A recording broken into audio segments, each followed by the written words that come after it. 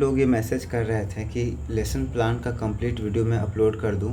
जैसा कि आप हमारे चैनल से जुड़े होंगे तो आप देख पा रहे होंगे कि बायोलॉजी का इंग्लिश में मैंने लेसन प्लान अपलोड किया है और पॉलिटी का हिंदी में लेसन प्लान पहले से ही अपलोड किया जा चुका है। लेकिन आपको पता होगा, जैसा कि आपको पता है कि कुछ ही दिनों में एग्ज़ाम होने वाले हैं बीएड फर्स्ट ईयर और सेकेंड ईयर के, और एग्ज़ाम के बाद हम लोग को लेसन प्लान सबमिट करना होता है, तो ये काफ़ी परेशानी को बढ़ा देता है। तो लोग मैसेज कर रहे थे कि हिस्ट्री और बाकी सारे भी बचे हुए जो टॉपिक है उसका लेसन प्लान मैं अपलोड कर दूं।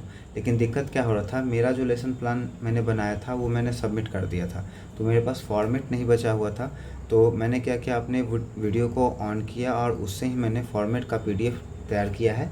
और जैसे जैसे मैं अब लेसन प्लान कंप्लीट करते जाऊंगा वैसे वैसे मैं अपलोड करते जाऊंगा चैनल पर, और इसका पीडीएफ हमारे टेलीग्राम के लिंक पर डाला जा चुका है। आप जैसे जैसे वीडियो आते जाएगा वैसे वैसे आपको पीडीएफ भी मिलते जाएगा, तो वहाँ से जा करके आप पीडीएफ डाउनलोड करके उसे राइट डाउन भी कर सकते हैं और यहाँ से वीडियो देख करके आप भी राइट डाउन कर सकते हैं। तो वीडियो बनाने में काफ़ी एफ़र्ट लगती है और मेहनत लगती है। वीडियो बनाने में हमें काफ़ी एफ़र्ट और मेहनत लगती है, तो इसलिए वीडियो बनाने में हमारी काफ़ी एफ़र्ट, मेहनत और समय लगती है। वीडियो अगर पसंद आए तो ज़रूर लाइक कर दें, दोस्तों और परिवार के सदस्यों के बीच में और बाकी सभी ज़रूरतमंद लोगों के बीच में इसे ज़रूर शेयर कर दें। तो आज हम लोग डिस्कस करने वाले हैं हिस्ट्री का लेसन प्लान नंबर 1। तो चलिए स्टार्ट करते हैं अपना video. Hi, this is Mohan Roy, founder of career path institute. मैं आपका अपने यूट्यूब चैनल पर स्वागत करता हूँ। यहाँ पर आप देख पा रहे हैं 2 नंबर हमारा है, यहाँ से आप हमें मैसेज कर सकते हैं, व्हाट्सएप पे कांटेक्ट भी कर सकते हैं। ओके, तो चलिए हम लोग अपने वीडियो में आगे की तरफ मूव करते हैं। तो ये लेसन प्लान 1 है। इस तरह से आप यहाँ पे आपका फॉर्मेट, अगर कॉलेज वाला बुकलेट देता है आपको, लेसन प्लान का कॉपी देता है, तो उसमें आपका मेंशन करा रहेगा सब्जेक्ट, सब सब्जेक्ट, टॉपिक आपको क्या पढ़ाना है इसमें। तो आज के टॉपिक में हम लोग डिस्कस करने वाले हैं हड़प्पा सिविलाइजेशन के बारे में, हड़प्पा सभ्यता का प्रारंभ और विकास कैसे होता है। ठीक है, तो ये बड़ा टॉपिक है, तो इसको कोई भी टॉपिक अगर आपको बड़ा लगे तो उसको आप 2 पार्ट में कंप्लीट कर सकते हैं। तो ये फर्स्ट पार्ट है, इसी का सेकंड पार्ट आपको नेक्स्ट मिलेगा। ये मैंने खुद से नेम मेंशन कर दिया है किसी एक बच्चे का, ठीक है, जो कि मैं नहीं जानता हूँ कि ये कौन है। ठीक है, थोड़ा सा मैं इसका थिकनेस कम कर लूँ, है ना। तो ये आप यहाँ पे नाम डाल दें, रोल नंबर डाल दें।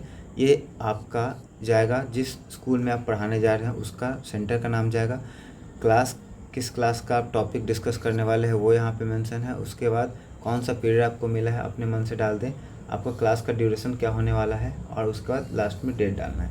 ये हो गया जनरल इंट्रोडक्शन। उसके बाद आता है टीचिंग पॉइंट। टीचिंग पॉइंट कहने का मतलब है कि जब आप क्लास लेने जा रहे हैं तो क्लास में क्या क्या पढ़ाएंगे, ठीक है, टीचिंग पॉइंट्स में ये आ जाएगा। और आप जो टॉपिक पढ़ा रहे हैं उससे बच्चों को क्या फ़ायदा होगा, ऑब्जेक्टिव ऑफ टीचिंग, मतलब पढ़ाने का मतलब क्या बनता है। तो यहाँ सबसे पहला टॉपिक है जीवाश्म एवं उसकी तिथि निर्धारण। तो हम लोग हड़प्पा सिविलाइजेशन के बारे में पढ़ने वाले हैं। तो हड़प्पा सिविलाइजेशन पहले एग्जिस्ट करता था, अभी नहीं करता है। तो हम लोग इसको शुरुआत करेंगे जीवाश्म से। जीवाश्म इसलिए क्योंकि फॉसिल बनता है, और हड़प्पा सिविलाइजेशन का एक्सकवेशन जो हुआ है वहाँ से बहुत सारे फॉसिल निकले हैं, उसी का स्टडी करके हड़प्पा सिविलाइजेशन के बारे में जानकारी प्राप्त हुआ है। तो जीवाश्म पढ़ना बहुत ज़्यादा ज़रूरी है और उसका एज निकालना भी हम लोग सीखेंगे। दूसरा, हड़प्पा सभ्यता की खोज कैसे हुआ ये जानेंगे, ठीक है, और इसमें ऑब्जेक्टिव क्या हो जाएगा, छात्र हड़प्पा सभ्यता की खोज कैसे हुई ये जान पाएंगे। दूसरा, उसके बाद तीसरा हम लोग का हड़प्पा सभ्यता का विकास। इसमें है छात्र हड़प्पा सभ्यता के विकास के बारे में जान पाएंगे, मतलब हड़प्पा सभ्यता कितना डेवलप था, कैसा था, उसका माहौल कैसा था आसपास का सोसाइटी का। उसके बाद लास्ट में हड़प्पा सभ्यता का अंत कैसे हुआ। तो ये अगर इस टॉपिक में कंप्लीट हो जाता है तो ठीक, नहीं तो फिर हम लोग नेक्स्ट टॉपिक में इसको कंप्लीट करेंगे। यहाँ तक हो गया टीचिंग पॉइंट। उसके बाद है टीचिंग मेथड। आप जब क्लास लेने जाएंगे तो उस क्लास में किस तरह से आप पढ़ाएंगे। तो सबसे पहला हो गया व्याख्यान विधि, जिसको हम लोग लेक्चर मेथड कहते हैं इंग्लिश में, और प्रश्नोत्तर विधि। पढ़ाते समय बच्चों से आप क्वेश्चन भी पूछेंगे। और टीचिंग एड, मतलब पढ़ाते समय आप किस किस चीज़ का यूज़ करेंगे। तो चॉक यूज़ करेंगे, डस्टर यूज़ करेंगे, जो ब्लैक बोर्ड है उसका यूज़ करेंगे, मैप वगैरह दिखा सकते हैं। तो ये सब हो गया हम लोग का टीचिंग एड्स में।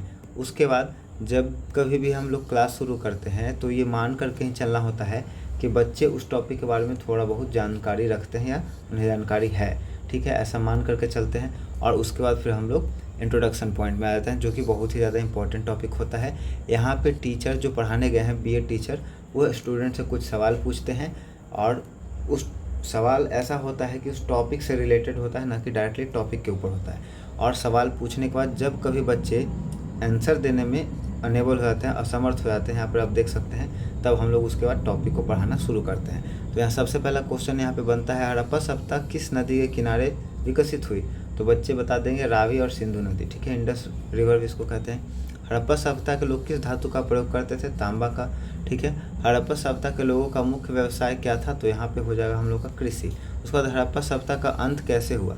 ये जब क्वेश्चन पूछेंगे तो अपने मन से यहाँ क्या कर देना है कि छात्र उत्तर देने में असमर्थ है, और उसके बाद फिर हम लोग अपने टॉपिक के ऊपर बढ़ जाएंगे आगे की तरफ। यहाँ पे स्टेटमेंट ऑफ द एम होगा, इसके बाद हम लोग का क्लास स्टार्ट हो जाएगा। और स्टेटमेंट ऑफ एम में हम लोग का जाएगा, आज हम लोग हड़प्पा सभ्यता के बारे में विस्तृत अध्ययन करेंगे। ये स्टेटमेंट ऑफ द एम हो गया। उसके बाद क्लास का प्रेजेंटेशन शुरू हो गया। यहाँ पे टीचिंग पॉइंट आएगा। उसके बाद पीपल टीचर एक्टिविटी, जो बीएड जो हम लोग पढ़ाने गए हैं स्कूल में वो क्या कर रहे हैं, स्टूडेंट का एक्टिविटी है। और ब्लैक बोर्ड पर अगर कुछ हम लोग नोट डाउन कर रहे हैं तो वो यहाँ पे ब्लैक चार्ट पेपर लगा करके आपका यहाँ पर आएगा।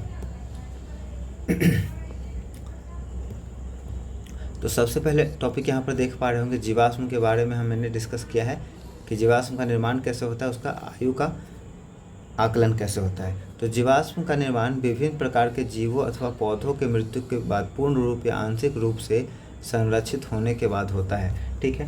कभी कभी क्या होता है, कोई ऑर्गेनिज्म नेचुरल एक्सीडेंट से या मैन मेड एक्सीडेंट से क्या होता है, दब जाता है ज़मीन के अंदर, जिसके वजह से उसका क्या होता है, बॉडी प्रिजर्व हो जाता है, डिकम्पोज नहीं हो पाता है, और वो जो बचा हुआ रिमेन होता है वही क्या कहलाता है, फॉसिल कहलाता है। या बचे हुए रिमेन का प्रिंट भी हम लोग फॉसिल के रूप में जान सकते हैं। उसके बाद जीवाश्मों की आयु का आकलन कार्बन डेटिंग विधि के द्वारा होता है। कार्बन डेटिंग एक मेथड है जिसके द्वारा हम लोग जीवाश्म का एज निकालते हैं, ठीक है। बात करें कार्बन डेटिंग का, तो कार्बन का ना दो अपर रूप होता है, कार्बन 612 और कार्बन 614। तो हर एक ऑर्गेनिज्म में ये दोनों चीज़ मौजूद होता है। और जैसे जैसे कोई ऑर्गेनिज्म मरता है तो मरने के बाद कार्बन 612 का क्वांटिटी सेम रहता है, चेंज नहीं करता है, लेकिन कार्बन 14 का क्वांटिटी धीरे धीरे डिक्रीज़ कर जाता है। और इसी को कंपेयर करके हम लोग क्या करते हैं, एज निकालते हैं किसी भी ऑर्गेनिज्म का या फॉसिल का। फिर नेक्स्ट टॉपिक में हम लोग देखेंगे हड़प्पा सभ्यता के बारे में। हड़प्पा सभ्यता सिंधु नदी के किनारे विकसित हुई थी, जो विश्व के प्राचीन सभ्यताओं में से एक थी, ठीक है। उसके बाद यह सभ्यता अविभाजित भारत अर्थात भारत और पाकिस्तान में फैली हुई थी, ठीक है। मेंशन करते जाएंगे और बच्चे क्या करेंगे, ध्यान से सुनेंगे और जो इम्पोर्टेंट पॉइंट होगा उसको अपने नोटबुक में कॉपी करेंगे। उसके बाद है नगरीय व्यवस्था। हड़प्पा सभ्यता एक नगरीय सभ्यता थी जहाँ घर पक्के ईंटों से बने हुए थे और घरों में जल निष्कासन के लिए नालों का निर्माण किया गया था, ठीक है। इसको भी स्टूडेंट लोग ध्यान से सुनेंगे। फिर हम लोग नेक्स्ट टॉपिक पे आ जाएंगे, सड़क का निर्माण। हड़प्पा सभ्यता में सड़कों का निर्माण एक खास पद्धति से किया गया था जिसमें सड़क एक दूसरे को 90 डिग्री के एंगल पर काटते थे, और इस प्रोसेस को क्या कहा जाता था, ग्रिड पद्धति कहा जाता था। यहाँ पे आप देख पा रहे होंगे मैंने ग्रिड पद्धति को बनाने का कोशिश किया है। ये रोड है और इसी रोड के किनारे किनारे इस तरह से घर बनता था, और गेट अभी के समय में हम लोग का गेट रोड की तरफ खुलता है, लेकिन हड़प्पा सभ्यता के गेट जो घर थे ना वो पीछे की तरफ से खुलते थे, क्योंकि रोड पर से रास्ते में लोग जाते थे तो ये हमेशा पीछे की तरफ रखा जाता था ताकि आगे से सिक्योरिटी बना रहे और लोग देख ना पाए, क्योंकि घर का सेंटर आंगन होता था और आंगन में महिलाएं लोग काम करती थी, तो इससे प्रोटेक्शन के लिए क्या किया जाता था, उसको अंदर की तरफ से उसका ओपनिंग होता था। नेक्स्ट टॉपिक में हम लोग देखेंगे हड़प्पा सभ्यता के लोगों की लेखन कला, ठीक है। हड़प्पा सभ्यता के लोग लिखना जानते थे और इसके लिए उन्होंने लगभग 300 तरह के संकेतों का प्रयोग किया था। लेकिन यहाँ पे ध्यान देने वाला बात यह है कि हड़प्पा सभ्यता के लोग जो लेख लिख करके गए हैं, जो लिखा हुआ साक्ष्य मिला है, उसे अभी तक पढ़ा नहीं जा सका है, मतलब हम लोग उसे पढ़ना नहीं जानते हैं कि कैसे लिखा हुआ, उसमें क्या लिखा हुआ है। उसके बाद हड़प्पा सभ्यता के लोगों का व्यवसाय। हड़प्पा सभ्यता के लोग जीवन यापन के लिए विभिन्न प्रकार के व्यवसाय जैसे कृषि, शिल्प तथा व्यापार करते थे। शिल्पकार मतलब मूर्ति बनाना, उसके बाद आप सब समझ सकते हैं गहना बनाना, ज्वेलरी वगैरह, है ना। उसके बाद यहाँ पे आता है हड़प्पा स्थलों की खुदाई के समय कालीबंगन से चावल के दाने प्राप्त हुए थे, ठीक है। आगे चलते हैं। उसके बाद कुछ स्थलों से मिट्टी के बने खिलौने भी प्राप्त हुए थे। ये बताता है कि हड़प्पा सभ्यता में खेती होता है। उसके बाद हम लोग देखेंगे कैपिटलाइजेशन, ठीक है। इसमें क्या होता है, जो पूरा क्लास आपका कंप्लीट हुआ है, क्लास ख़त्म करने से पहले बच्चों से हम लोग क्या करते हैं, रिवाइज़ कराते हैं जो क्लास में हम लोगों ने पढ़ाया है। तो जीवाश्म हम लोगों ने पढ़ाया था तो पूछ लिए, हम लोगों ने पूछ लिया कि जीवाश्म क्या होता है तथा इसका निर्माण कैसे होता है। बच्चा इसका आंसर दे पाएंगे तो बहुत बढ़िया, नहीं तो यहाँ पर रिवीजन हो जाएगा। हड़प्पा सभ्यता किस नदी के किनारे विकसित हुई, इसके बारे में पूछेंगे, बच्चे आंसर दे पाएंगे। हड़प्पा सभ्यता के लोग किस धातु का प्रयोग करते थे, ये भी बता पाएंगे। हड़प्पा सभ्यता का अंत कैसे हुआ, ये हम लोगों ने डिस्कस नहीं किया तो इसका आंसर नहीं दे पाएंगे बच्चा, है ना।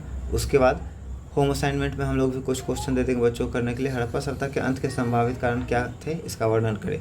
और ये चैप्टर कंप्लीट होने के बाद बच्चा होम असाइनमेंट करेगा। हड़प्पा सभ्यता में कृषि के विकास का वर्णन करें। कृषि का विकास कब और कैसे हुआ था। हड़प्पा सभ्यता के नगरीय स्थापना का वर्णन करें। शहर का स्थापना कैसे हुआ था। हड़प्पा सभ्यता के विभिन्न क्षेत्रों के व्यापारिक संबंध का वर्णन करें।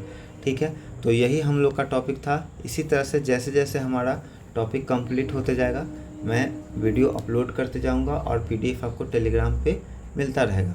तो ऐसे ही इंटरेस्टिंग वीडियो के लिए हमारे चैनल के साथ जुड़े रहें। ज़्यादा से ज़्यादा हो सके तो सपोर्ट करें हमें। Thank you so much.